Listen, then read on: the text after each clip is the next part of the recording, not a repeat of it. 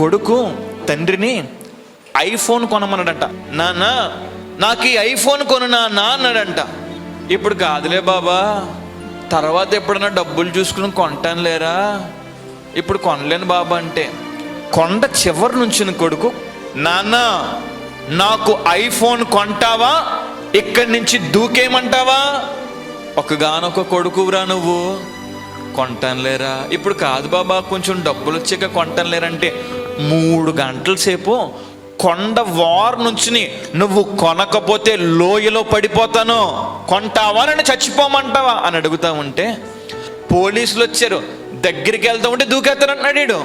3 గంటలైన తర్వాత నాన్న సాహసం చేసి కొడుకు దగ్గరికి వెళ్ళి, ఇప్పుడు కాదు లేరా కొంటాను లేరంటే కొడుకు చేయి తండ్రి పట్టుకున్నాడు.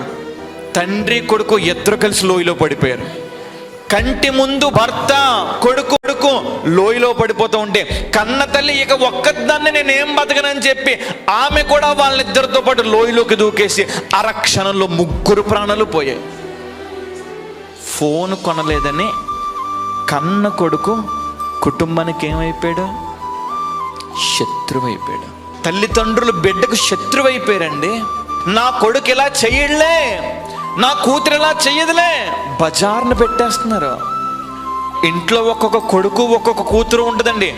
ఆమె కన్న తల్లిదండ్రులకి శత్రువులుగా మారిపోద్దండి. ఆమె ఆ తమ్ముడే ఆన్నే కడుపును పుట్టిన పాపానికి శత్రువులుగా మారి పీడించుకు చంపుతున్నారు.